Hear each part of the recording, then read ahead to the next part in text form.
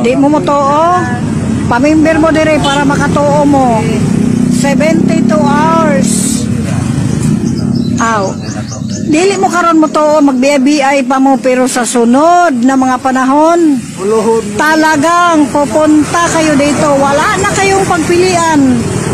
Mark my word. Moingon mo ipapriso mo, sige himuan niyo ang priso.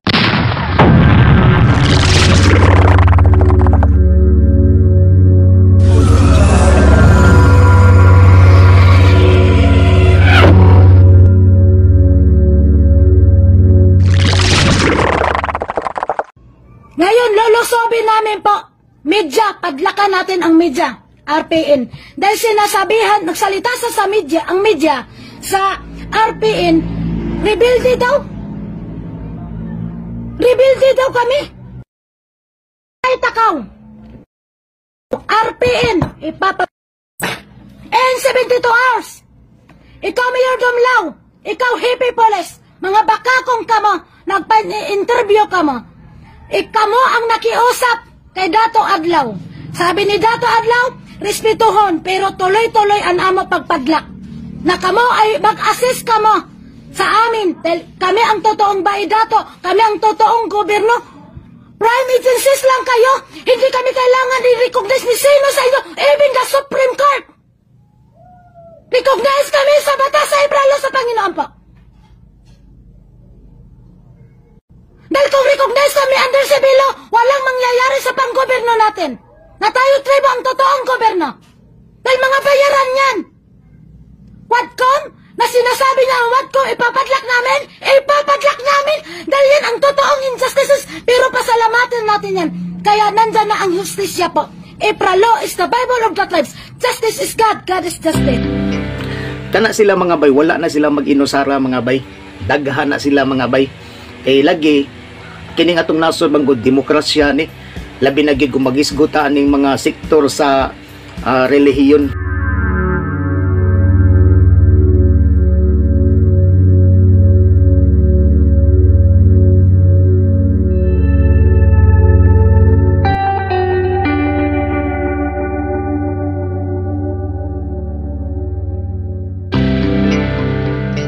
Na okay raman ang mga ingon ana mga bay kung atong mga purpose for motivational lang sa good manners and right conduct, loving each other, nya sharing, no, hinatagay, pakigdait, wala man na siya problema ingon ana mga bay. Pero gamito na sa mga personal nga interest kining pamulitika, gamiton sa pangwarta, nya labi na gid gamiton sa kining dunay mga kaso no sa kanang pagpanglugos, so dili na maayo mga bay. So na mga nangutana nako kung unsa kunay akong relihiyon. Kini kasi Marcos no kaning Duterte unsa pugay relihiyon ani. Pero bisag sayop ning pangutanaha bay no. Ato lang ning tagaan og chance kay lagi gabalik-balik na ni sa una pa sa Bumburadyo ngadto sa plaza pa ko. Pero sa makausap pa tubagon ta ni samtang do na patay igong panahon. Kapibrik sa tama nga bay. Nahibaw tang dunay duha ka mayoriya nga grupo sa atong kalibutan nga nag-exist ug kini mao ang mga believers o non-believers. Unsa man ning mga believers? Mao ni ang mga Sabadista, kining Iglesia ni Cristo, kining Katoliko, kining mga Muslim, Pentecostal, Hinduism, Born Again, Zoroaster, Saksi ni Jehovah, ang Dating Daan, Bible Baptist Church, Kingdom of Jesus Christ, o unsa pa, tanan. As long as nagtuo kag Ginoo, mayaswa man na, ma-Allah, Zeus, Jehovah, Ra, unsa pa kanang Jesus, Yahweh, Jehovah, Yudhi Wawhi, o unsa pa, bisag unsa pa'y tawag anang imong Ginoo, kanatanan ang tawag ana mga believers. Kay naaman mo'y gituhuan sa habig sa mga non-believers, mauning mga non-religious groups nga sumpaki sa inyong pagtuo sama sa agnostic, humanism, kini mga atheist, pantheism, universalism, ug uban pa basta walay gituhuan. Siyempre kay opposite sa mga religious sectors, mauna ang gitawag og mga non-believers. Matawag ba ni sila og kanana ang grupo? Dili. Prinsipyo ni sa mga nakalingkawas sa mga grupo sa mga relihiyoso. Nganuman kay kining sektor sa relihiyon mga bay, mga panoni nga giorganize sa ubang mga preachers depende sa ilang doktrina. Kining mga non-believers lahi ni barugana ni sa usa ka tawo nga nakaamgo sa realidad. Daw ang pangutana, asa man ko nabilungan ni? Ang tubag wala. Wa ko'y gilabanan both religious na bulol ako, both religious sectors or mga non-believers. Buot ipasabot na apa di ay neutral kining ikatulo. Unsa man ni? Kung tao ka nga dili ka atheist, dili pud ka humanism, dili ka naturalism or unsa pa nga baruganan sa mga non-believers, apan duna kay Dios nga gikonsiderar o gidawat apan dili sama sa pagtuo sa Islam, kini mga Sabadista, Katoliko, kining Hinduism, ang dating daan, Iglesia ni Cristo, born again ug uban pang mga sektor sa relihiyon, ang termino ana mga bay nga klase sa baruganan mao ni gitawag og free thinker. Free thinker ang tawag nimo ana. Napangutana, unsa man ning free thinker? Akong balikon ang tubag, baruganan o prinsipyo ni sa ubang tao nga dunay Dios nga gikonsiderar o gidawat apan dili sama sa pagtuo sa ubang mga relihiyoso. Nganuman timan ang akong gigamit nga termino, baruganan o prinsipyo ni sa ubang mga tao nga dunay Dios nga gikonsiderar o gidawat apan dili sama sa pagtuo sa ubang relihiyoso nga kinini ang kuan kanang gituhuan. Kabaw mo ngano nahug man ni mga bay, nahug og usa ka taphaw ning inyong baruganan kay gilaliman ka ana nga kanang nagpatuo mo nga sama sa inyong secret box ang Ginoo mao'y gahimo sa kalibutan, mao'y gahimo sa tao, gahimo sa kawanangan, sa mga tanom, kahayupan ug uban pa. Unya imo lang ang ibugti og pagtuo. Hibaw ba kag unsay meaning sa pagtuo?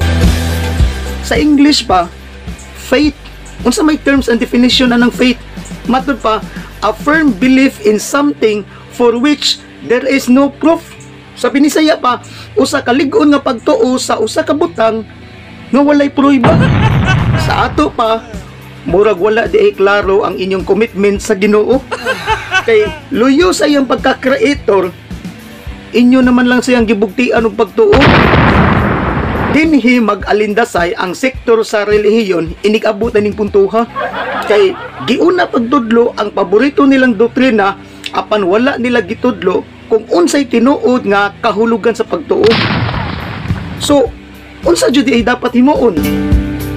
Ang angayan jud di ay nga itudlo, dapat kahibalo mo nga dunay Ginoo. Di kay tudluan lang ninyo ang inyong mga membro og nagtuo ko Ginoo. Kay kung pagtuo lang di ay ning Ginoo nahuhog man na og way klaro. Tabla rag nanaghap kag may Ginoo ba uwa? So, dapat kahibaw kang dunay Ginoo kay kung pagtuo lang. So ang pangutana, kung ari kas kahibalo, unsa may kahulugan sa kahibalo? Or sa English pa, kining unsa may terms and definitions sa knowledge? Sumatod pa sa dictionary, knowledge is an awareness of facts and evidence or a familiarity based in observation, experimentation, and history by a virtue of justification, not based in a guesswork. Sa Binisaya pa mga bay, kaibigan sa ta. Sa Binisaya pa, ang kahibalo usa ka pagkaamgo sa mga kamatuoran ug ebidensya or usa ka pagpamilyar nga base sa obserbasyon, eksperimentasyon o kasaysayan pinaagi sa usa ka hiyas sa saktong pangatarungan. dili base sa usa ka panaghap. Ang pangutana, kung mo-shift mo kay basin og nakaamgo na mo, kung mo-shift mo gikan sa faith to knowledge, mo ni sunod pangutana, giunsa man ninyo pagkahibaw nga dunay Ginoo? So if that question will pastling your mind, anha ka kaamgo nga kini di ay kung mo seryoso na ta pagtuki sa Ginoo, dili ni pinaagi sa bisag unsang grupo nga gapuson lang ang imong pangunahuna, pinaagi sa mga inimbento nga doktrina nga kinutlo sa mga libro kuno nga balaan nga utro pod nga inimbento lang sa tao. Kining topic sa Ginoo mga bay dili ingon ana. Mao bitaw na hinungdan nga ang mga atheist, kining mga humanism, mga agnostic ug ubang mga non-believers dili mudawat ana kay wala masubay sa sakto nga proseso sa pangatarungan. Og words pa jud ana kay ang mga religious groups wa magkasinabot. May pay pagtuora ang ilang gi-offer sa Ginoo, nagkasumpaki ba jud kay naay Sabadista, naay Muslim, naay Katoliko ug daghan pa. So unsa may moral lessons nga atong makatunan ana? Kapibrik mga bay. Ang linugdangan ana, mahimo kang arogante. Ngano man, kay kung mo desisyon ka ana, kung asa ka magpamimbro anang mga grupuha sa relihiyon, imo namang gihukman ang imong desisyon nga ikaw ug kanang relihiyon nimo nga imong gisudlan maoy sakto sa tanan, ug ang tanan nga kaatbang sa imong relihiyon pulo sayop tanan. Mulutaw hinuon nga ang imong makatunan anang relihiyon na mahimo kang garbuso kay mao man jud ni konsepto sa relihiyon nga sila maoy gitukod sa Ginoo. Ang Iglesia ni Cristo mo angkon nga sila gitukod, si Kibuloy nangangkon pod, ang Sabadista mo angkon pod, ang Muslim mao pod mo angkon pod, ang Katoliko born again halos tanan pulos nangangkon nga sila maoy gitukod sa Ginoo. Pero pangutana, no? Ang pangutana ana mga bay, tinuod ba jud nga miari ang Ginoo unya gatukod og relihiyon? Napatik ba ni sa history? Kay kung naa kay libro sa kasaysayan nga scientifically proven nga miari ang Ginoo sa atong kalibutan unya gatukod og relihiyon, kung naa ka ng libro ha mga bay nga ikapakita nako, magpasakop ko ana imong relihiyon. Kapibling rata mga bay. By the way mga bay, humana na to gi-explain ang kahulugan sa kahibalo ug pagtuo kaganiha. Sunod na itong pangutana, unsa may kahulugan anang Ginoo? So aron magkasinabot ang tanan ug patas tang tanan, arita sa dictionary. Mao bitong gipa-eskwela ta kay aron ta makat-on og walay laing taytayan sa kahimanan sa edukasyon para ta makat-on. Kung dili, kining dictionary maoy sentro og pundasyon sa tanang impormasyon sa kahulugan. Anam sa bangutana ta og unsay meaning anang atoms kanang gravity, kining atmosphere, nuclear ug uban pa mga pinulungan nga gusto natong sayron ug unsay kahulugan.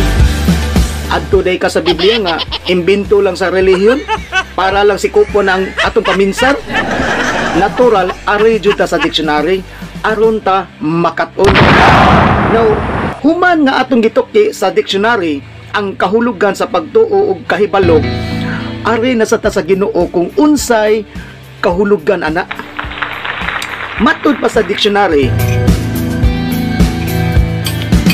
ang God dunay daghang virtue sa iyang terms and definition ug mauning mosunod.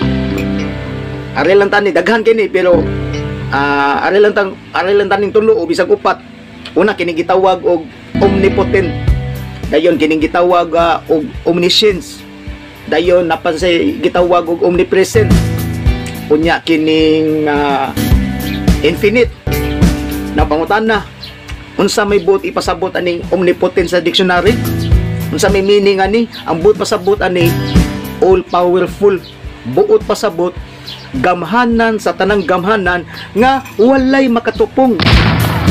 Ya another kwan sa God kining gitawag og omniscience. Unsa man ning omniscience?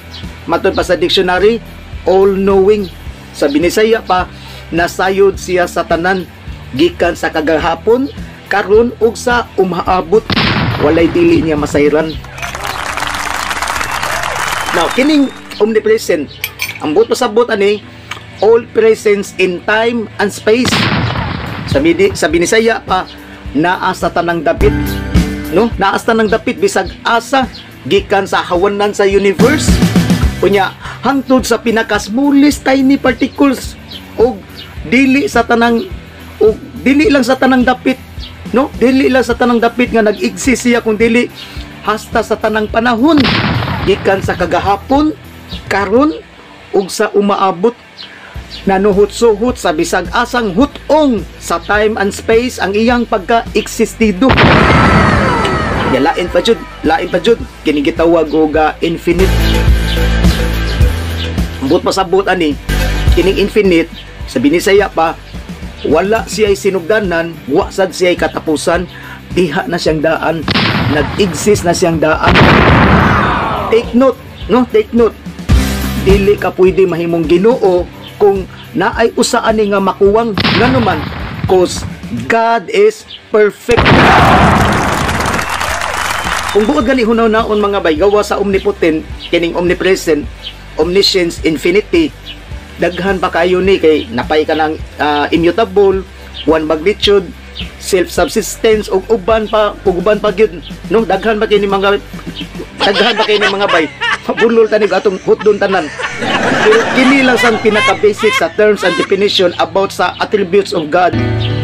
Now, kung ato ning sawan aning topic, hiining hiya sa Ginoo mga bay nga gipahimug-atan sa dictionary, makapangutana siguro ka kung unsaon nimo paghigugma ang usa ka existido nga sa omnipresent palangdaan, limang kaanang naa sa tanang dapit ug sa tanang panahon. Dili ka hata mahipokrito nga mura tag gahalhalang nga moingon tag hallelujah, amen, praise the Lord, I love you God. Di ay to murag minus ta sa pagsabot sa tinud-anay nga kahulugan kung unsay Ginoo. Nganong kasagaran sa mga believers nga hinimba wa sa buhat, naibaw ka nga daghan kayo tungod kay ang pagsabot sa kahulugan sa Dios gibinaybol Bible ang pagsabot.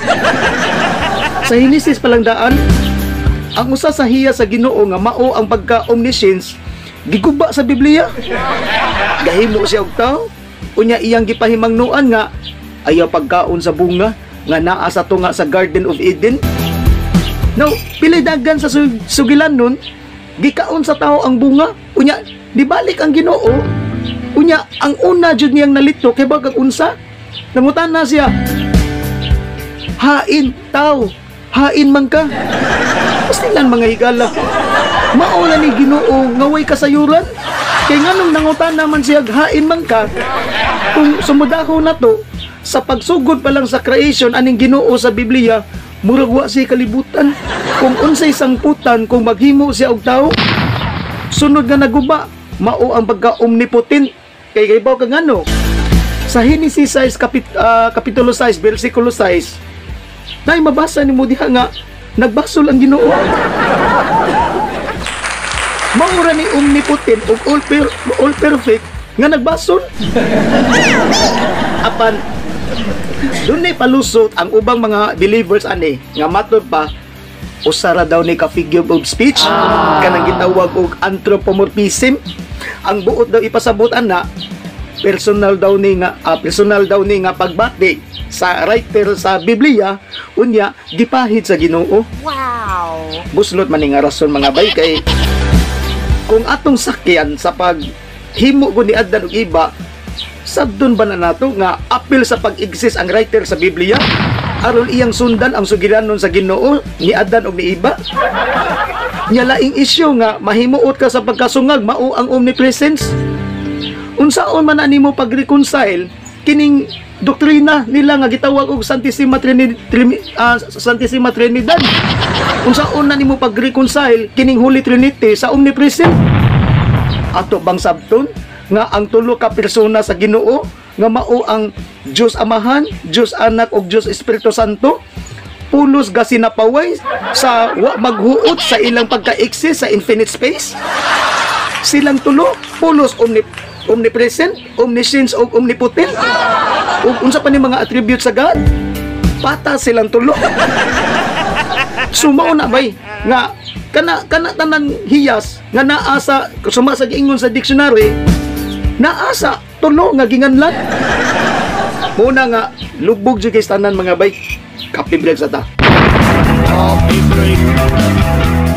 Kay kung mauning kalakiha, no? Mauning kalakiha mga bay.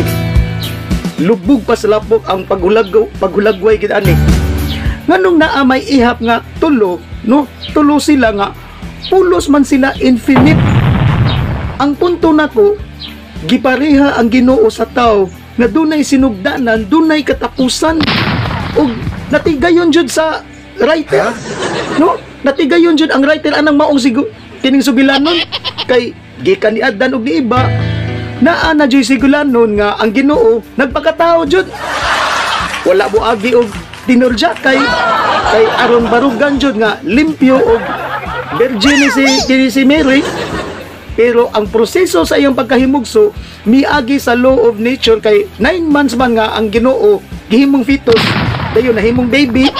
Pagkadako nagmilagro unya gilansang sa cross kay ang iyang dugo kuno or kanang giimbento nila nga precious blood of Jesus Christ mao kunoy mulimpyo sa kanang gitawag og original sin, kanang ginganlan nila og sala, no? Sala nga panulundon nga sila ra say gatermino ana.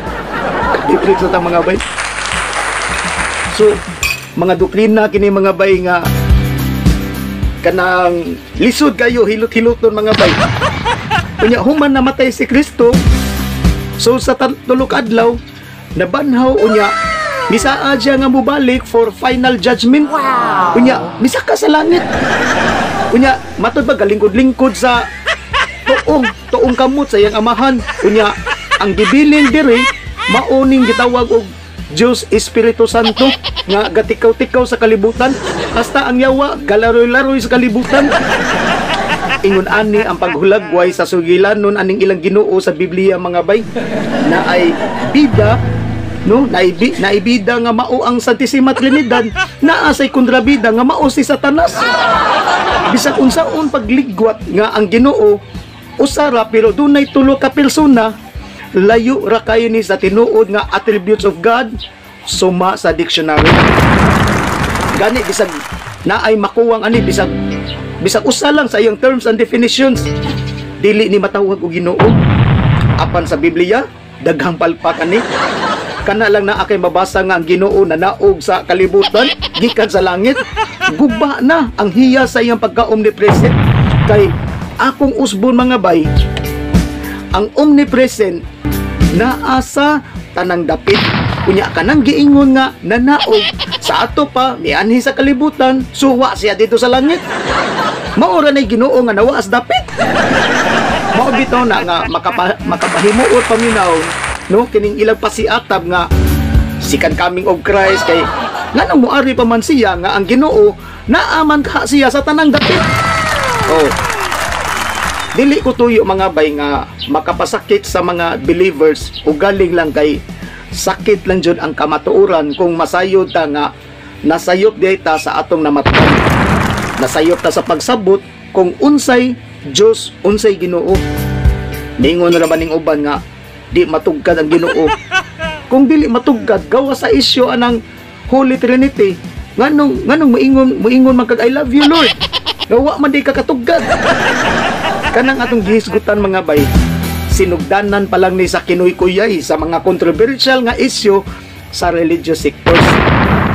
Atong pabuton kung unsay ilang konkreto nga tubag ani sa habig sa mga believers. Pero mangutana mo nako, mo lagi kay kani bitaw si Bongbong Marcos og si Digong, wala pa jud ko kay bawg unsa gi sektor sa reliyon ani nila, no? Katoliko ba ni sila? Membro ba ni sa Iglesia ni Cristo or kanang KJC? Muslim ba ni siya? Wala pa kita tayo pa karon. Pero sa ako alang dili ta mo lisod-lisoron pangutana naa ba ko'y Ginoo, ang tubag ana naa. Apan dili sa pagtuo kun dili base sa pagdawat ug akong gi-konsiderar pinaagi sa teori. Naa ba ko'y gibasihan sa akong teori? Naa, unsa man kanang dictionary. Dili lang ko mga bay og parakin lang natong tanan mga bay. Cheers. Sa patingin nyo, hoy, sa marinig nyo.